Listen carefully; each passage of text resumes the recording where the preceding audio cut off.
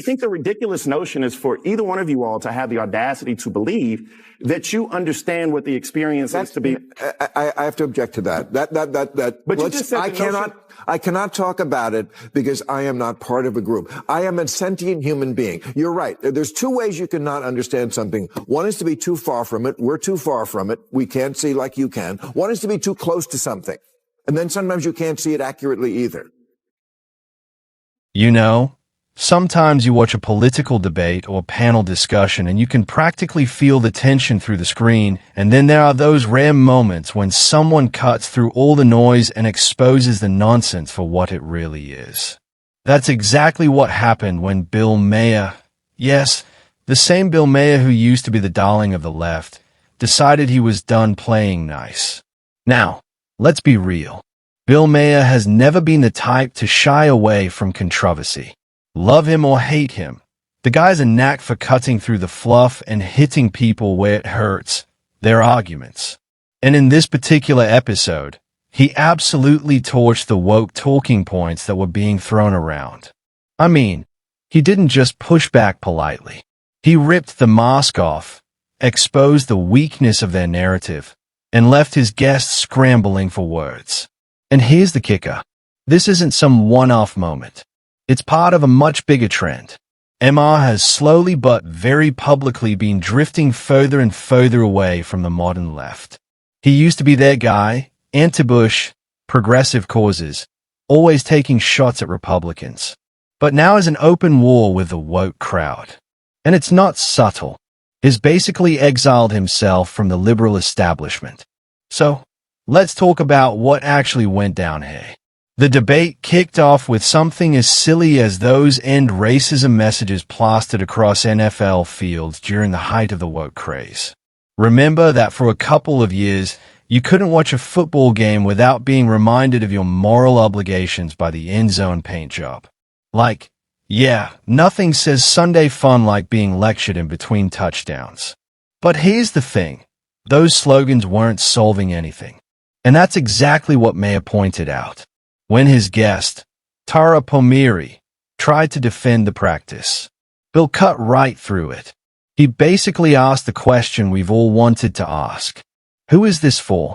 Seriously, if someone is actually racist, do you think they're going to look at the words "end racism" written on the turf and suddenly have an epiphany?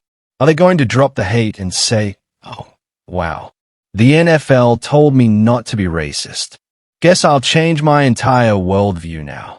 Please. Notice that at the Super Bowl, there, for the first time in, I think, 4 years now, the Trump administration is making them take away "end racism," which they had written in the end zone, right? And when why? It just seems silly. I mean, to do it or not to do it? Why get rid of it? Oh, I could tell you why. I know, but it's just like you're... Because it was stupid to begin with. Yeah, but it's... Let me ask you, who's it for? And if you're a racist and you see "end racism" in the end zone, you're going to stop being a racist? Maher's point was brutally simple. Slogans don't change reality. They don't make racists less racist, and they don't make non-racists more virtuous. They're empty gestures. And when you think about it, that's been the playbook of the woke movement for years. Slap a hashtag on it, throw a rainbow filter on your profile picture, put a slogan on a t-shirt, and call it progress. Meanwhile, real issues, crime, inflation, border security, foreign policy get shoved to the side because those things are actually hard to solve. And here's where it gets interesting. The reason we're seeing fewer of these hollow slogans in big corporate spaces is because, shocker, the public is over it. Companies finally figured out that bowing to the Twitter mob doesn't actually sell more products. It doesn't make customers happier. It just alienates half their audience.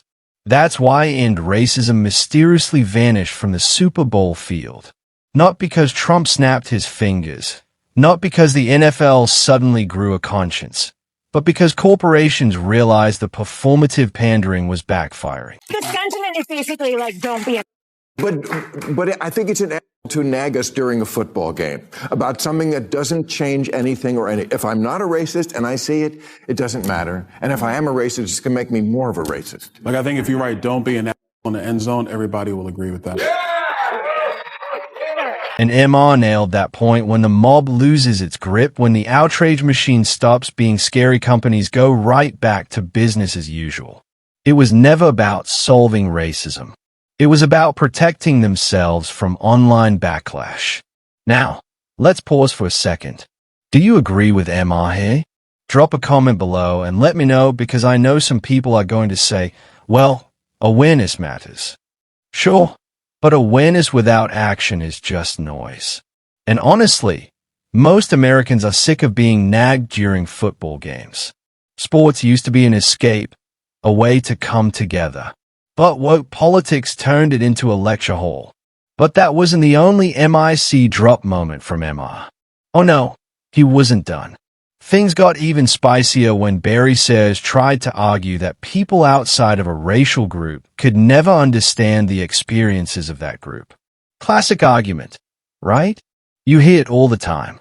You can't speak on this issue because you're not part of it. But MR didn't let that slide. He fired back with something that stunned the table.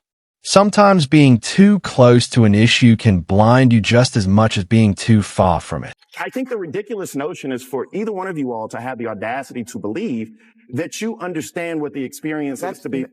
I have to object to that. But you just said I cannot talk about it because I am not part of a group. I am a sentient human being. You're right. There's two ways you cannot understand something. One is to be too far from it. We're too far from it. We can't see like you can. One is to be too close to something. And then sometimes you can't see it accurately either.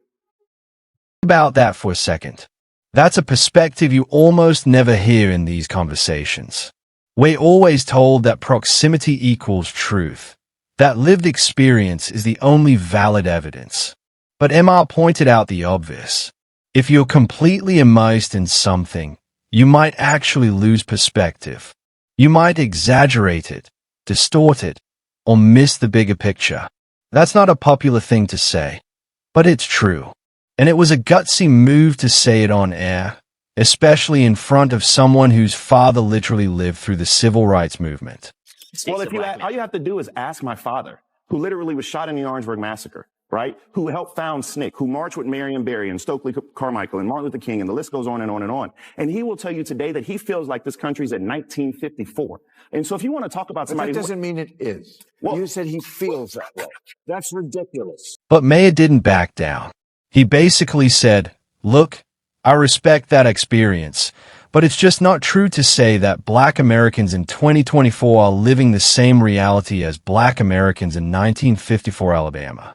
That's crazy. I'm not close to something. I'm not too close to something. I am that. I know. And so, but what I am saying though is for you to discount my father's experience and say that, I'm not discounting it, and to say it was silly. I'm not. No, he was shot. No, Were you shot? No, but he's still alive. Like he's right here. Like right, but the idea that if I were to say to you as a Jew that the experience of Jews in the United States today is worse than the experience of Jews in Europe in 1939, I would not be stating accurately. Correct. It's not true. That's and it's also not true to say that the experience of Black people in America in 2024 is worse on a general level than the experience of Black men in 1954 in Alabama. That's just crazy. Is right. Does racism exist?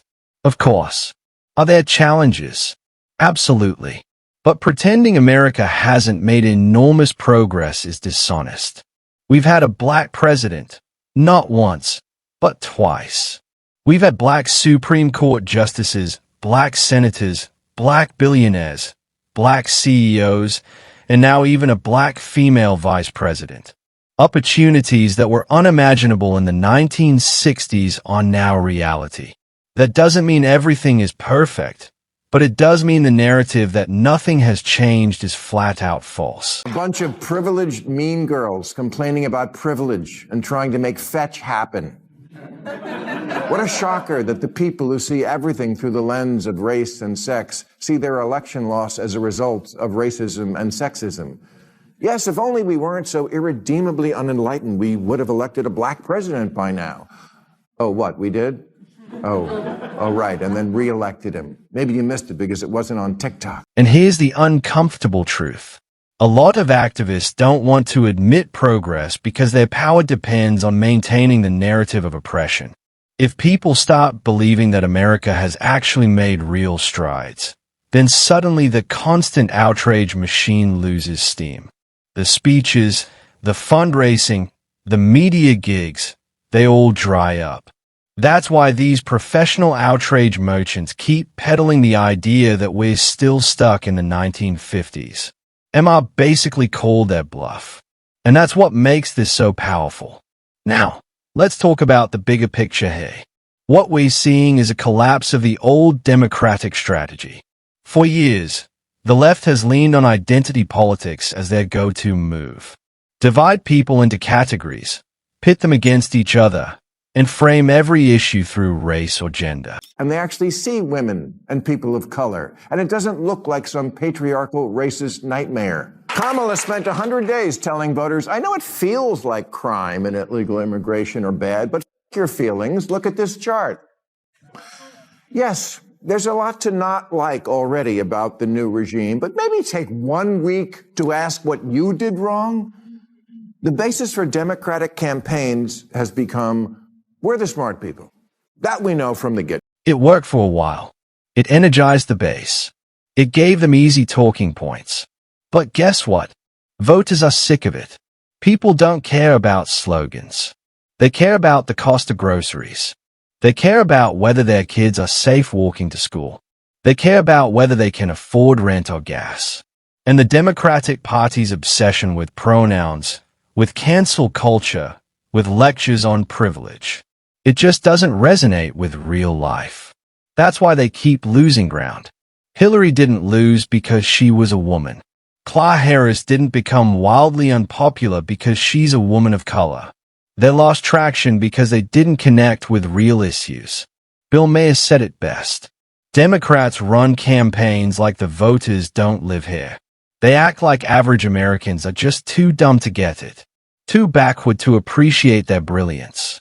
And that arrogance bleeds through everything they do. It's condescending. It's elitist.